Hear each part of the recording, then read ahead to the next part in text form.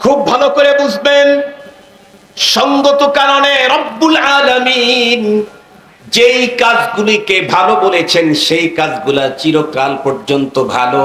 আল্লাহ পাক যেগুলাকে মন্দ বলেছেন তামাম দুনিয়া মিলে সেটাকে ভালো বললেও ভালো হওয়ার সম্ভাবনা নাই।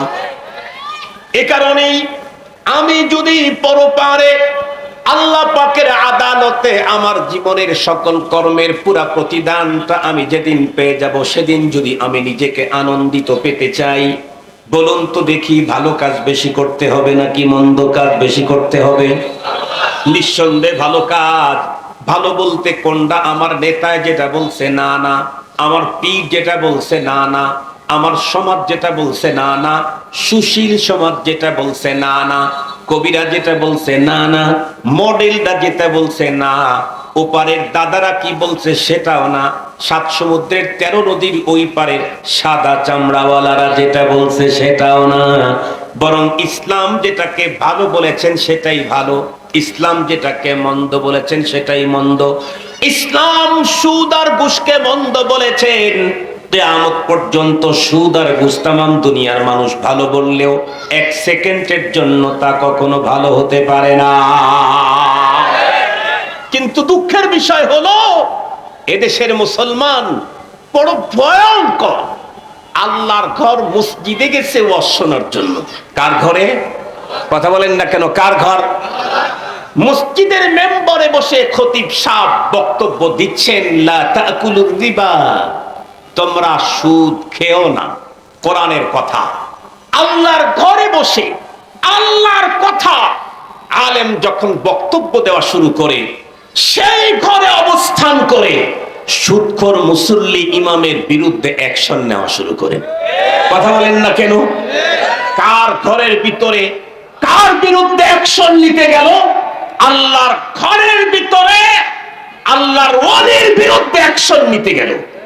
ওর অবস্থা কত বড় ভয়ঙ্কর হবে শুনে রাখেন।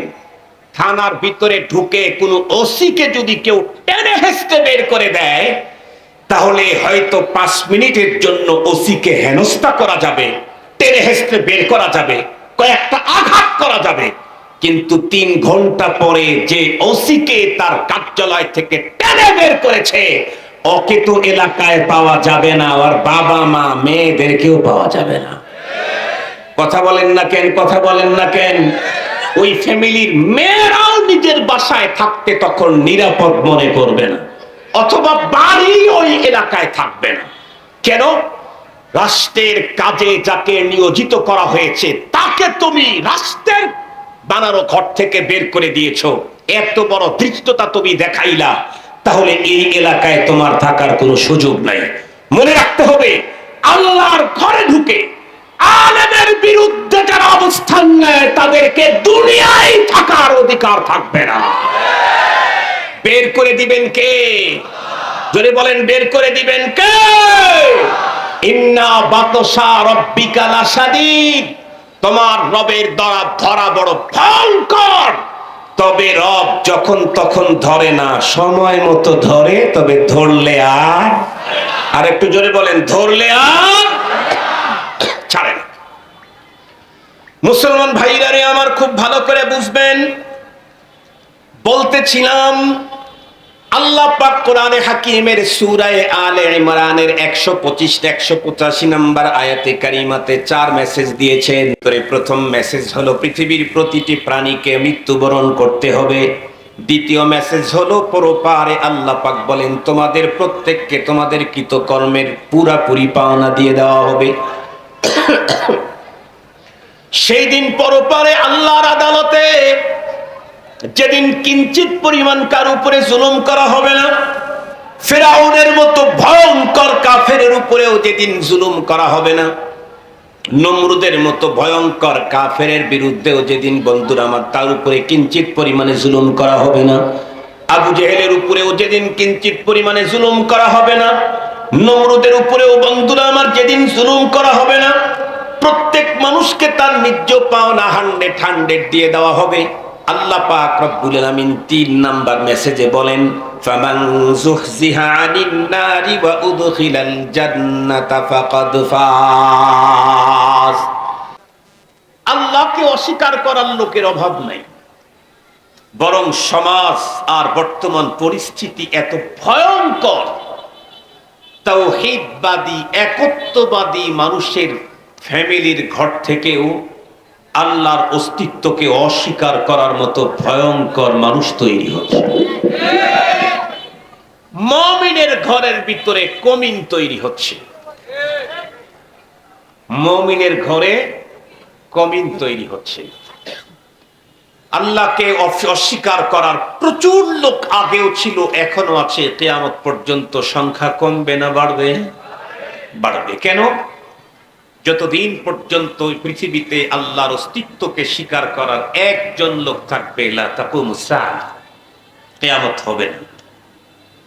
কিয়ামত তো কেবলই হবে যখন পৃথিবীতে একজন আল্লাহর অস্তিত্ব স্বীকৃতি দেওয়ার একজন মানুষও না থাকবে। তখন মুহতারাম হাজিরিন, রব্বুল আলামিন যে জিনিসটা তামাম পৃথিবীর সবাই মানে, আল্লাহ না মানলেও এটা হলো আশ্চর্য কথা।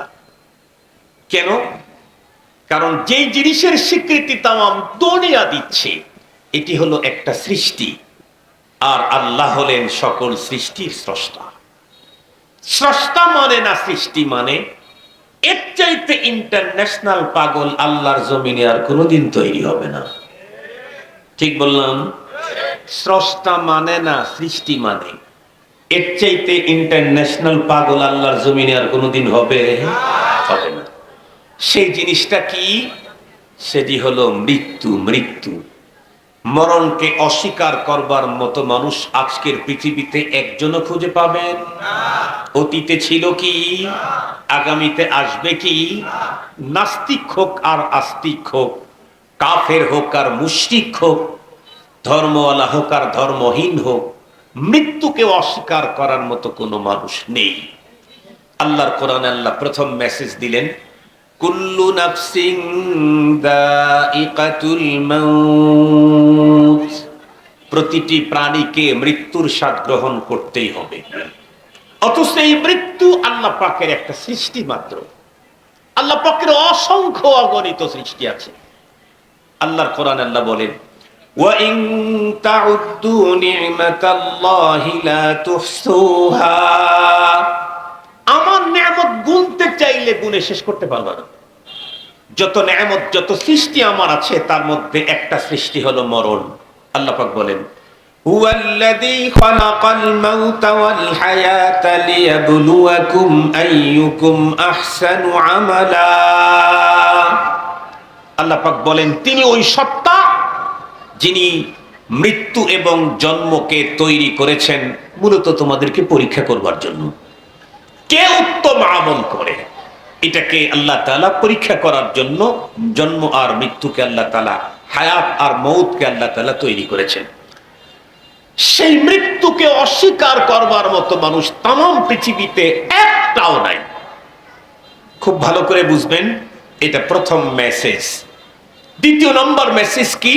আল্লাহ পাক বলেন, ওয়া ইন্নাকুম তুওয়াফাউনা উজুরাকুম ইয়াওমাল কিয়ামাহ,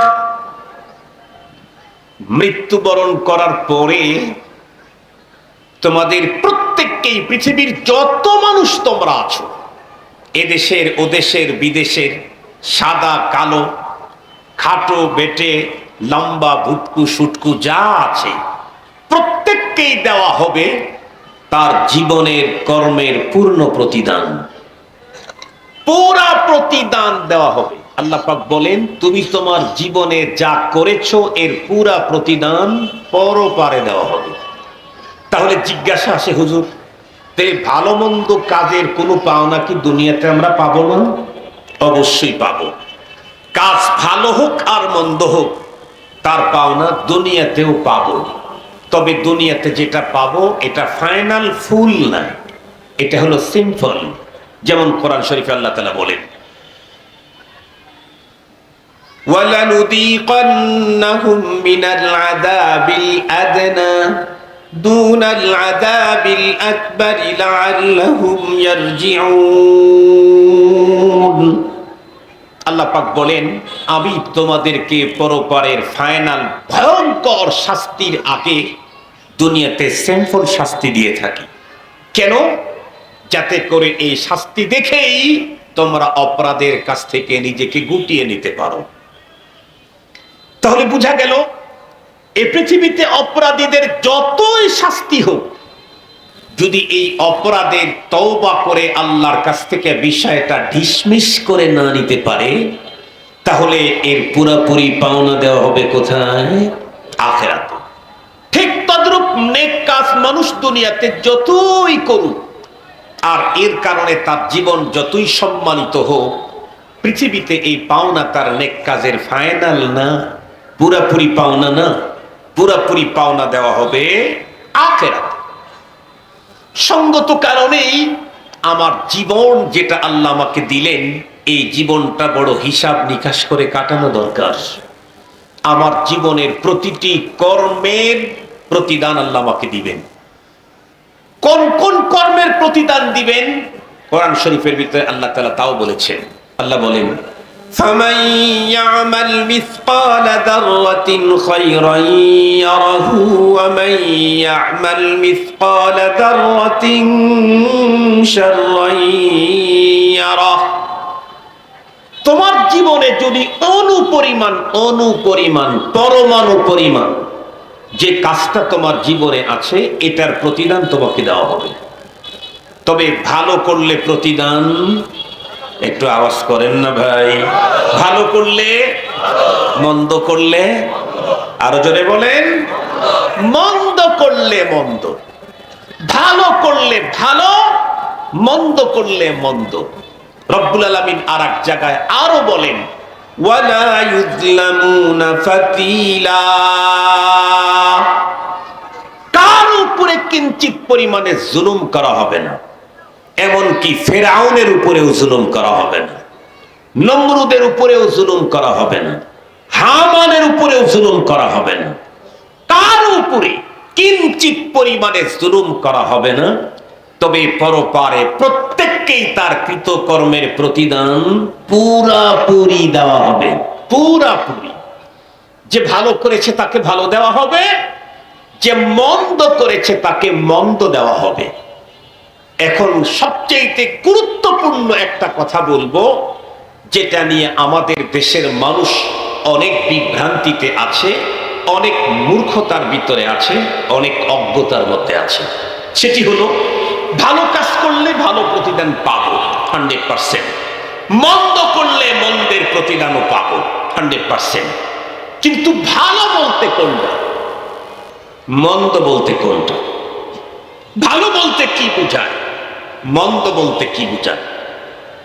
এই বিষয়টা আপনাদেরকে খুব গভীরভাবে, খুব কেয়ারফুলি এই বিষয়টা আপনাদেরকে শুনতে হবে। ভালো কোনটা আর মন্দ কোনটা? আমরা অনেক সময় দেশের বিভিন্ন জায়গায় বিভিন্ন দিনই কাজে অংশগ্রহণ করতে গেলে কিছু মানুষকে দেখি যে ভালো কাজ সে করতেছে, কিন্তু পদ্ধতিটা তার ভালো না। আমরা তখন বলি, ভাই আপনি এই কাজটা এইভাবে করতেছেন কেন? তখন বলে, হুজুর আপনি কি যে বলেন, এত কিছু মানলে কি আর ভালো কাজ করা যায়? এত কিছু মানলে কি আর ভালো কাজ করা যায়? আমি কি আমার জন্য করতেছি হুজুর?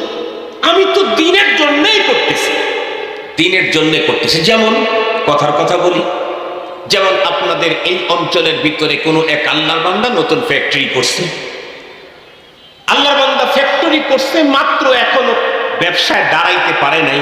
ঠিক সেই মুহূর্তে আপনাদের ঈদগাহ মাঠের চতুর্দিকে বাউন্ডারি করবেন। কথার কথা বলতেছি, কথার কথা।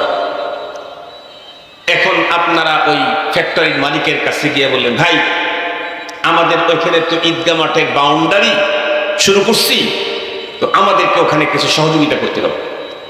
অথচ আল্লাহর বান্দা মাত্র 2 বছর হয় ব্যবসা শুরু করছে, এখনো তার প্রতি মাসে লাখ লাখ টাকা লস গুনতেছে। এরপরেও সে জারি রেখেছে, চালু রেখেছে। কেন? হয়তো আগামী বছর থেকে সে লাভ দেখতে পাবে। আপনি তখন গিয়ে তার উপরে চাপায়া দিলেন কি, এখানে কিছু অংশগ্রহণ করতে হবে। উনি বলতেছিলেন, ভাই আমি তো খুব লসে আসি, আমি তো এই মুহূর্তে কিছু করতে পারতেছি না। বাম দিক থেকে একজন আওয়াজ করলো, এই অঞ্চলের ভিতরে ফ্যাক্টরি করে ব্যবসা করে খাবেন, আর আমাদের ঈদগাহ মাঠে কিছু দিবেন না, এই ফ্যাক্টরি এলাকায় আর থাকবে না। বলেন তো দেখি, এটা বৈধ না অবৈধ? এটা হলো ধর্মের নামে চাঁদাবাজি। এটা ধর্মের নামে, কি কথা বলেন না কেন? এটা ধর্মের লেভেলে চাঁদাবাজি। আপনাকে এই অনুমতি কে দিল? আপনি কার ধর্ম পালন করতে গেছেন? কার ধর্ম? আপনার পীর সাহেবের ধর্ম? আপনার খতিবের ধর্ম? আপনার নেতার ধর্ম? যদি বলেন আল্লাহর ধর্ম পালন করতে গেছেন, তাহলে আল্লাহ এই জাতীয় কারেকশন নিষেধ করেছেন, এই জাতীয় চাঁদাকে নিষেধ করেছেন, আল্লাহ নিষেধ করেছেন। আপনি কার ধর্ম পালন করতেছেন? বলুন তো দেখি। আমরা যদি বলি ভাই এই পদ্ধতিতে তো টাকা পয়সা কালেকশন করার অনুমতি নাই, কি বলে হুজুর এত মাসলা খুঁজলে কি এক ধর্মের কাজ হবে? তার মানে ধর্ম উনি উল্টা ফেলাইতেছেন, সাহাবায়ে কেরাম আর কিছু করেন নাই, তাবেঈরা কিছু করেন নাই, ওলামায়ে কেরাম কিছু করেন নাই, যা করেন আজকের ছেলে পেলেরাই উল্টা ফেলাইতেছে। মনে রাখবেন, ধর্মের কাজ করতে হবে ধর্মের নিয়মে। আপনারা বাইসাইকেল হুন্ডা মুন্ডা চালান তো, মোটরসাইকেল চালান না? আমাদের দেশে যত মোটরসাইকেল আছে তার ভিতরে সবচেয়ে বেশি মনে হয় ইন্ডিয়ান হুন্ডাই বেশি চলে, তাই না? ইন্ডিয়ান। বলেন তো দেখি, ইন্ডিয়ান গাড়িতে জাপানি পার্টস লাগাইলে খুব ভালো চলে? কথা বলেন না কেন? জাপানি গাড়িতে ইন্ডিয়ান পার্টস লাগাইলে খুব ভালো চলে না। জাপানি পার্টসের অনেক দাম, কিন্তু সেটা ইন্ডিয়ান গাড়ির জন্য উপযুক্ত না, সেটা জাপানি গাড়ির জন্য উপযুক্ত। কথা কি বুঝাতে পারছি আপনাদেরকে? ধর্মের কাজ করতে যদি আপনি চান, আপনার বানানো পদ্ধতি উপযুক্ত না, কোরআন যে সিস্টেম দিয়েছেন সেটাই উপযুক্ত। কোরআন যে সিস্টেম দিয়েছেন সেটাই উপযুক্ত। আপনার বানানো পদ্ধতিতে ধর্ম হতে পারে না, আমার বানানো পদ্ধতিতে ধর্ম হতে পারে। আপনাদেরকে আরো সহজ করে বুঝবার জন্য বলি, ভালো কোনটা আর মন্দ কোনটা। আপনাদেরকে বললেন হুজুর ভালো কাজই তো করতে গেলাম, কিন্তু বাধা দিলেন তো আপনি।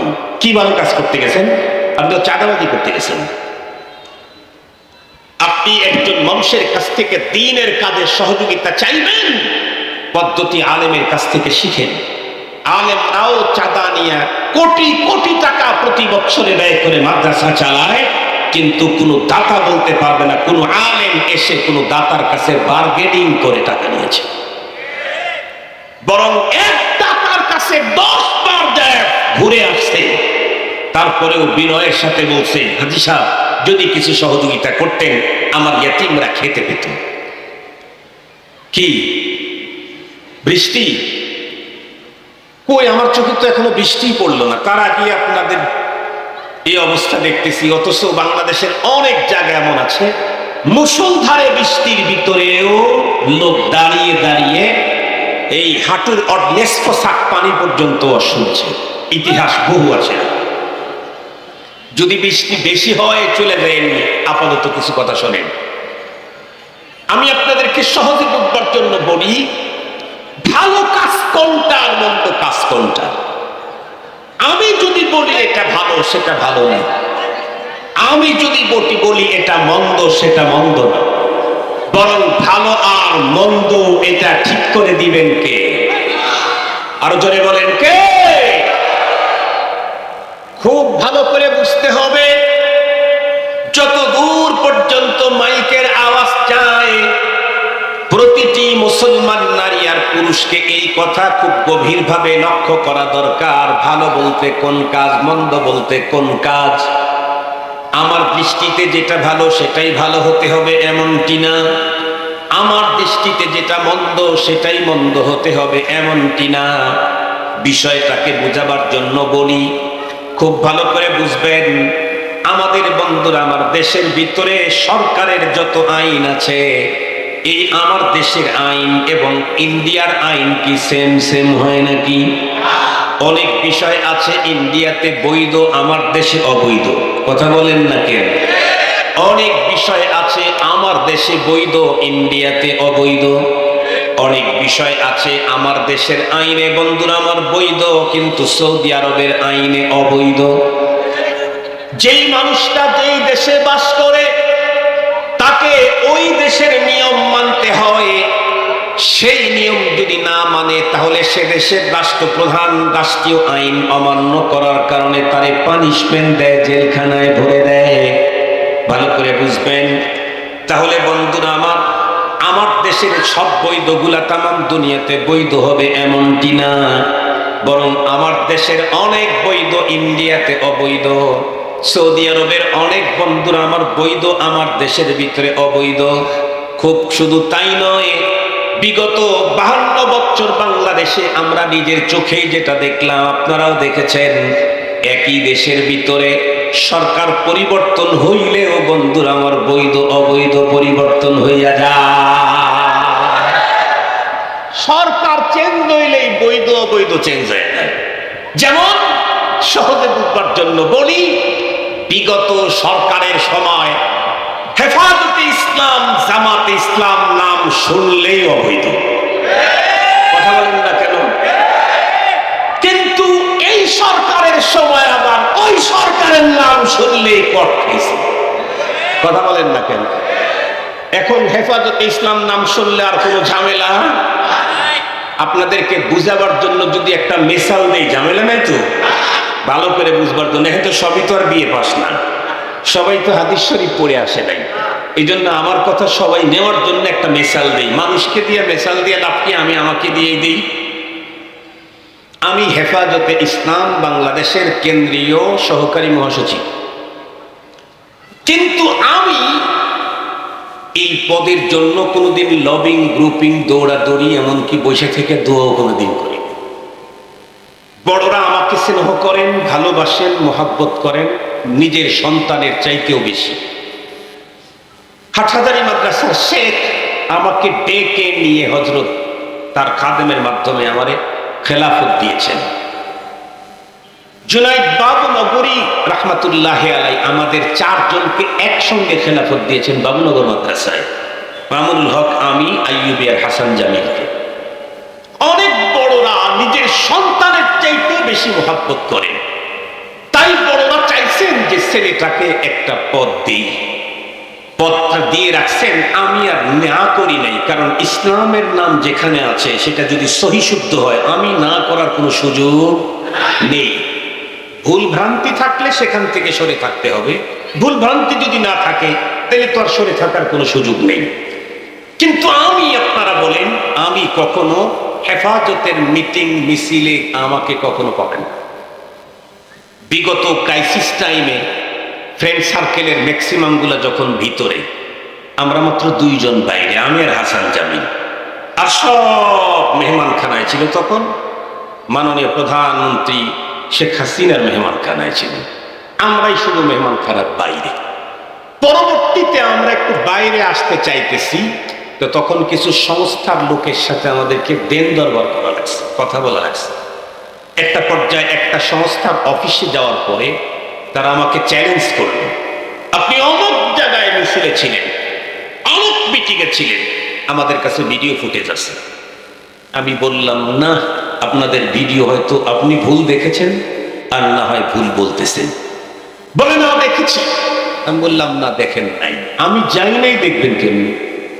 আমি যাই নাই, দেখবেন কেমনি? আমি বলতেছিলাম যে আমি যে সক্রিয় মিটিং মিছিল করছি এমনটি না, বড়রা যে পদ দিয়েছেন সেই পদকে আমি মুহাব্বতের সাথে গ্রহণ করেছি, তবে আমি আমার উসুলের উপরই চলতাম এবং আমার জায়গা থেকে তাদেরকে সহযোগিতা করতাম। সেই সময় হেফাজত করি, এই অপরাধের কারণে আমার এলাকার কিছু মানুষ আমার বাড়িকে পোড়ায় দিতে চাইছে।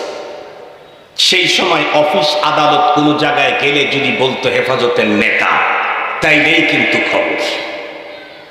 সেই হেফাজতের নেতা এখনো আছি, শুধু 24 চলে গেছে, 25 আসছে, শুধু 36শে জুলাই পার হয়েছে। এরপরেই আগে হেফাজত নাম শুনলেই প্রশাসনের লোকেরা রেডি হইতো হ্যান্ডক্যাপ দেওয়ার জন্য, এখন অফিসে গিয়া হেফাজত বললে চেয়ার থেকে দাঁড়ায় সম্মান দেওয়ার জন্য। কথা সহি না গলত? কথা সত্য না অসত্য? একই দেশে একই জিনিস, কখনো বৈধ কখনো।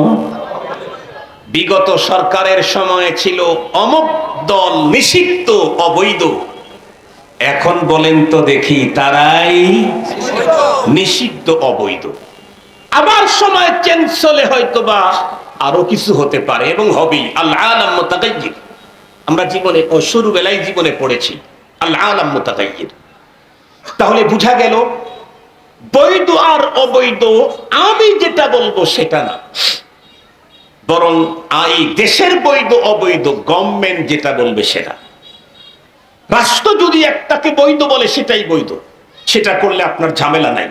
রাষ্ট্র আরেকটাকে অবৈধ বলেছে সেটাই অবৈধ, সেটা করলেই আপনার পানিশমেন্ট। মনে রাখতে হবে আল্লাহর কাছে তার আদালতে জীবনের সকল কর্মের প্রাপ্তি যখন আমরা নেব, তখন বৈধ আর অবৈধ রাষ্ট্র যেটা বলছে সেটা না, নেতায় যেটা বলছে সেটা না, আমার বিবেক যেটা বলছে সেটা না, কি বলে আমেরিকা যেটা বলছে সেটা না, দাদারা যেটা বলছে সেটা না, জাতিসংঘ যেটা বলছে সেটা না, বরং তখন বৈধ আর অবৈধ আল্লাহ যেটা বৈধ বলছেন সেটাই বৈধ, আল্লাহ যেটা অবৈধ বলেছেন সেটাই অবৈধ। খুব ভালো করে বুঝবেন, সঙ্গত কারণে রব্বুল আলামিন যেই কাজগুলিকে ভালো বলেছেন সেই কাজগুলা চিরকাল পর্যন্ত ভালো। আল্লাহ পাক যেগুলাকে মন্দ বলেছেন তামাম দুনিয়া মিলে সেটাকে ভালো বললেও ভালো হওয়ার সম্ভাবনা নাই।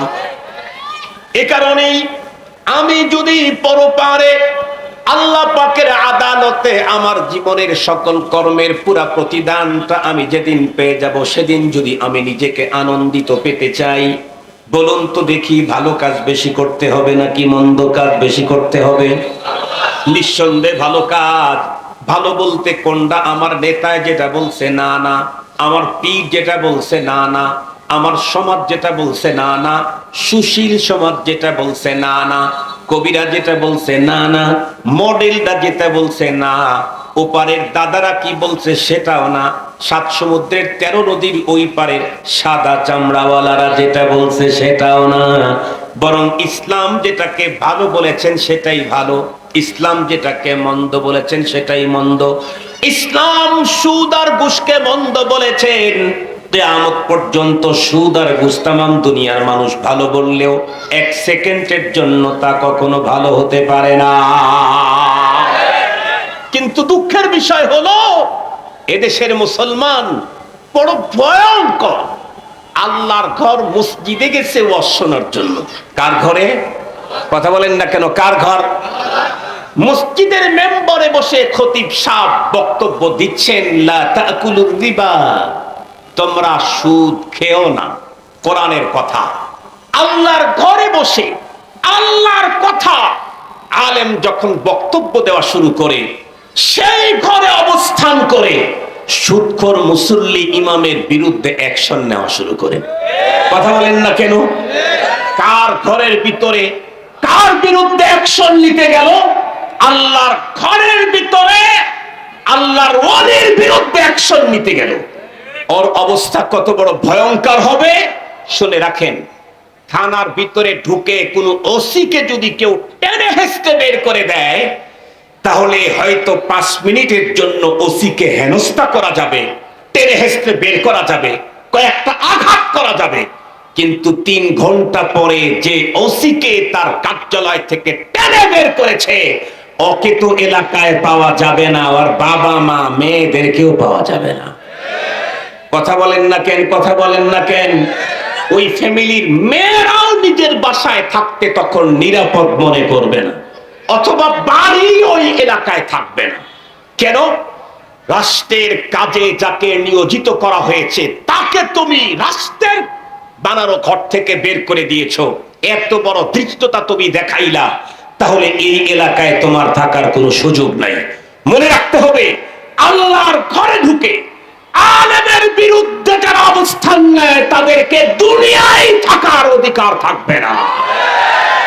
বের করে দিবেন কে? জোরে বলেন, বের করে দিবেন কে?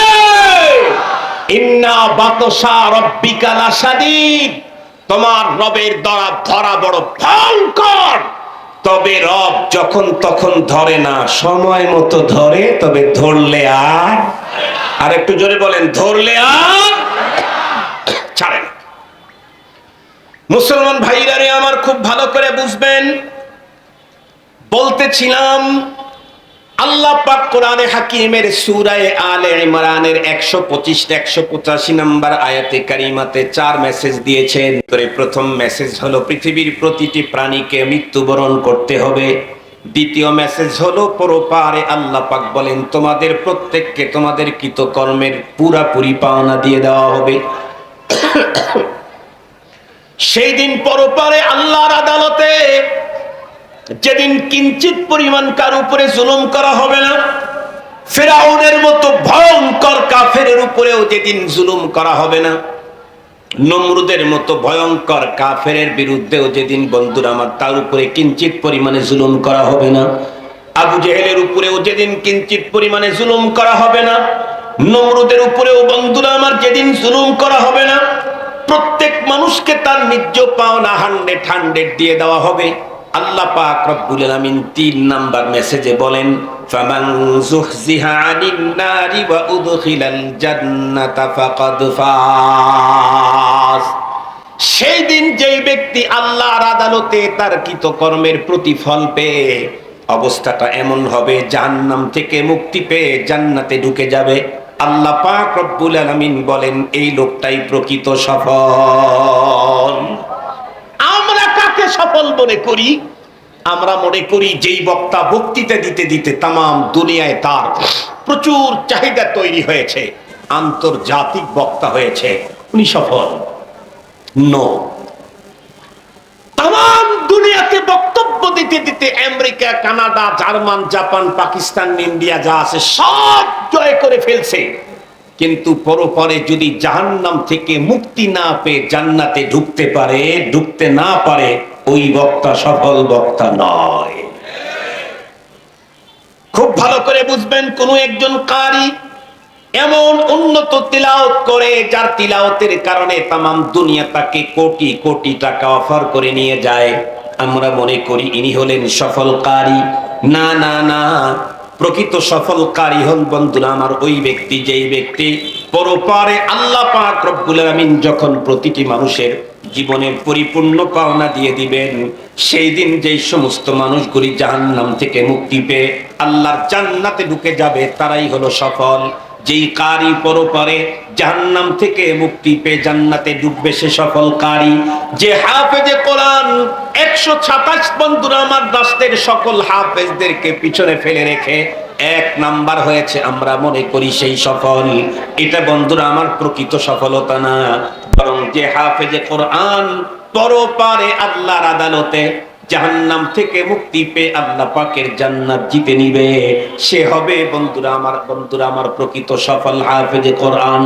আমরা তো ওই নেতাকে সফল নেতা মনে করি যে 20 বছর পর্যন্ত তার নেতৃত্বকে ধরে রাখতে পারে, তাকে আমরা সফল নেতা মনে করি। না না না, ওই নেতা সফল নেতা না। সফল নেতা ওই নেতা যেই নেতা পরপারে আল্লাহর আদালতে যখন প্রত্যেকটি মানুষকে তার কৃতকর্মের বন্ধুরা আমার জাযা দেওয়া হবে, সাজা দেওয়া হবে, সেই দিন যেই ব্যক্তি বন্ধুরা আমার জাহান্নাম থেকে মুক্তি পেয়ে আল্লাহ পাকের জান্নাতের ভিতরে ঢুকে যাবে, এই লোকটা বন্ধুরা আমার এই নেতা হবে সফল নেতা। বন্ধুরা আমার সবচাইতে বড় কবি, উন্নত সফল সাহিত্যিক আর কবি কাকে মনে করি? সবচাইতে বড় গবেষক কাকে মনে করি? সবচাইতে বড় লেখক কাকে মনে করি? কোন একজন মানুষ এমন এক চূড়ান্ত বন্ধুরা আমার লিখনি লিখেছেন, যার লেখা বইয়ের এত বেশি জনপ্রিয়তা শুধু নিজের দেশের ভিতরেই চলে না, তাম দুনিয়াতে তার যোগ বইটাকে এমন বেশি চাহিদা বেড়ে গেছে, বিশ্বের সমস্ত ভাষাতেই তার বইটা ভাষান্তরিত হয়ে তাম দুনিয়াতে ছড়ে গেছে। আমরা মনে করি এ সবচাইতে বড় গবেষক লেখক সফল। না না, যেই লেখক বন্ধুরা আমার পরপারে আল্লাহর আদালতে দাঁড়িয়েও জাহান্নাম থেকে মুক্তি পেয়ে আল্লাহর জান্নাতের ফয়সালা পেয়ে গেছে, ওই লেখক হলো সবচাইতে বড় সফল। মুসলমান ভাইরা রে আমার, তবে সেই যুগে, সেই মুহূর্তে, সেই সময়ে এই সফলতা অর্জন করতে চাইলে আমাদের প্রত্যেককে বন্ধুরা আমাদের আমলের কোয়ালিটি সুন্দর করা লাগবে। যার আমল ভালো হবে তার বন্ধুরা আমার যাজা ভালো হবে, যার আমল খারাপ হবে তার বন্ধুরা আমার সাজা বড় ভয়ঙ্কর হবে। আমল ভালো কোনটা আর কোনটা মন্দ, আমার নেতা যেটা বলেছে না না, আমার পীর যেটা ভালো বলেছে না না, আমার গবেষক যেটা ভালো বলেছে না না, আমার পার্টি যেটা ভালো বলেছে না, ইসলাম আর শরীয়ত যেটাকে ভালো আমল বলেছে ওটাই ভালো, ইসলাম আর শরীয়ত যেটাকে মন্দ বলেছে ওটাই মন্দ। তার মানে আমি আমাকে কেবলমাত্র সফলতার চূড়ান্ত শিখর পর্যন্ত নিতে পারবো কখন? আল্লাহর প্রেরিত শরীয়তকে আমার জীবনে 100% মেনে নেব যখন। আমি যখন শরীয়তকে আমার তবিয়ত বানায় ফেলবো, শরীয়ত যখন আমার স্বভাব হয়ে যাবে, আমি ওইটাই চয়েস লাগে যেটা আমার রব করতে বলেছেন, ওই কাজেই মজা পাই যে কাজ আমার রাসূল করেছেন। সুবহানাল্লাহ বললেন না যে? সফলতা তখন আমার কদম চুমবে। ওই কাজ আমার খারাপ লাগে যেই কাজকে রব নিষেধ দিয়েছেন, ওই কাজ করতে আমার ইচ্ছেই করে না, ওদিকে আমি যাই না। যে কাজে আমার রব আমাকে নিষেধ দিয়েছেন সেদিকে আমি তাকাই না। এভাবে 60, 70, 80 বছরের লাইফটা কাটাইতে পারলেই শুধুই ঈমান আর নেক আমলের পুঁজি দিয়ে কবর পর্যন্ত ঢুকতে দেরি রব্বুল আলামিন আমাকে আপনাকে জান্নাতুল ফেরদাউসে রিসিভ করতে দেরি করবেন না। এই বৃষ্টির মধ্যে এমনি তো জ্বরের সিজন না এখন, এবং জ্বর খুব কঠিন যাদের হচ্ছে তাদের 12টার উপরে 12:30 বাজায় থাকতেছে, 1টার কাছাকাছি বাজে। এই জন্য এই বৃষ্টির ভিতরে আমি আপনাদেরকে কষ্ট দিতে চাই না, যেহেতু আমাকে ওইখানে দিলে আমি বেশি ওয়াজ করব না, এই জন্য আপনাদেরকে আমি কষ্ট দিতে চাই না। মুখতাসার কোরআনে 4টা মেসেজ আমি আপনাদের খেদমতে পেশ করে শেষ করে দিচ্ছি। প্রথম মেসেজ, সবাইকে মারা যেতে হবে, ঠিক বললাম? বিশ্বাস আছে? দ্বিতীয় নাম্বার মেসেজ, প্রত্যেককে তার জীবনের প্রতিটি কর্মের প্রতিদান পুরোপুরি দেওয়া হবে কবে? আখিরাতে। কথা বলেন না কবে? সেই দিন যেই ব্যক্তি তার কর্মের প্রতিদানে জাহান্নাম থেকে মুক্তি পেয়ে জান্নাতে ঢুকবে সেই হলো সফল। আমরা কি ব্যর্থ হতে চাই না সফল হতে চাই? তাহলে আমাদেরকে কি করতে হবে? ভালো কাজ করতে হবে, মন্দ কাজ ছাড়তে হবে। বলেন, ভালো কাজ করতে হবে, মন্দ কাজ। বলুন তো দেখি, মুরব্বীকে অসম্মানী করা একটা বড় ভালো কাজ? আরো জোরে বলেন। বলুন তো দেখি, এটা আমাদের সমাজে এখন এই মন্দ কাজটা চালু আছে না নাই? শুধু আছে না প্রতিযোগিতার সাথে চলে? প্রতিযোগিতার সাথে চলে। প্রতিযোগিতা, একজন বেয়াদবি করে আর একজন তার চাইতে গ্রেট বেয়াদব হতে চায়, আর একজন ওর চাইতে স্ট্যান্ডার্ড বেয়াদব হতে চায়। একজন ভাইয়ের বয়সের কাউকে থাপ্পড় মেরেছে তো আর একজন চাচার বয়সকে থাপ্পড় মারতে চায়, মনে করে এটাই আমার ক্রেডিট। ওটা তোমার ক্রেডিট না, ওটা তোমার কসুও না। বরং সময়ের একটু অপেক্ষা করো। আজকে চাচার বয়সের একজনকে তুমি থাপ্পড় দিয়েছ না, অপেক্ষা করো তোমার নাতির বয়সের একদিন তোমারে লাঠি দিয়ে চলের দাঁত খুলে দিবে। একটু অপেক্ষা করো, ওই বয়স পর্যন্ত একটু যাও। সবচাইতে বড় ভয়ঙ্কর যে জিনিসটা এখন বাংলাদেশে, সেটি হলো বড়দের প্রতি শ্রদ্ধাবোধটা একদম নাই। বড়দের সম্মান নাই, বড়দের সম্মান নাই, বড়দের প্রতি শ্রদ্ধাবোধ নাই। এটা একটা জাতি ভয়ঙ্কর ভাবে বিধ্বস্ত হওয়ার জন্য যথেষ্ট, একজন জাতি ধ্বংস হওয়ার জন্য যথেষ্ট। আল্লাহ পাক আমাদেরকে ভালো কাজ করার তৌফিক দান করুন। শেষ মেসেজটা বলি, আল্লাহ বলেন, ওয়ামাল হায়াতুদ দুনিয়া ইল্লা মাতাউল গুরুর। এই দুনিয়ার জীবনের চাকচিক্য সৌন্দর্য নিয়েই পাগল, আখিরাতকে ভুলে গেলে মনে রাখবে দুনিয়ার এই জীবন পুরাটাই কিন্তু ধোঁকার বস্তু। বলেন, দুনিয়ার জীবন পুরাটাই। এটা বুঝে আসে কখন? মালাকুল মউত সামনে আসে যখন, তখন মনে আসে, আরে চেয়ারের জন্য এত অপরাধ করলাম, চেয়ার কই? পাওয়ারের জন্য এত অপরাধ করলাম, পাওয়ার কই? অধীনস্থদের জন্য এত অপরাধ করলাম, অধীনস্থরা কই? দলের জন্য এত কিছু করলাম, দল কই? দল কই? আরে নেতার জন্য এত কিছু করলাম, নেতা কই? সব তো শুধু 3 মুঠ মাটি দিবে। কথা বলেন না কেন? কয় মুঠ মাটি দিবে? 3 মুঠ মাটি দিয়ে ওখান থেকে চলে আসবে আমার কবরে আমি, আমার ঈমান আর আমার আমল। এজন্য আসেন তাফসীরুল কোরআন মাহফিলের এই মজলিস থেকে আমি প্রথমে আমাকে আহ্বান করছি, আপনাদেরকেও আহ্বান করছি, ইনশাআল্লাহ আজ থেকে মৃত্যুর আগ পর্যন্ত আল্লাহ যে সময়টুকুন আমাদেরকে দিয়েছেন, এই সময়ে শুধুই ভালো কাজ করব, মন্দ কাজ থেকে দূরে থাকব, যাতে করে মালিকের দরবারে আমি জাহান্নাম থেকে মুক্তিপ্রাপ্ত হয়ে আল্লাহর জান্নাতে ঢুকে চূড়ান্ত সফলতা অর্জন করতে ধন্য হই। আল্লাহ আমাদেরকে কবুল করুক। ওয়া আখিরু দাওয়ানা আনিল হামদুলিল্লাহি রাব্বিল আলামিন। ওয়াসসালামু আলাইকুম ওয়া রাহমাতুল্লাহি ওয়া বারাকাতুহু। অনেক ওয়াজ শুনছি।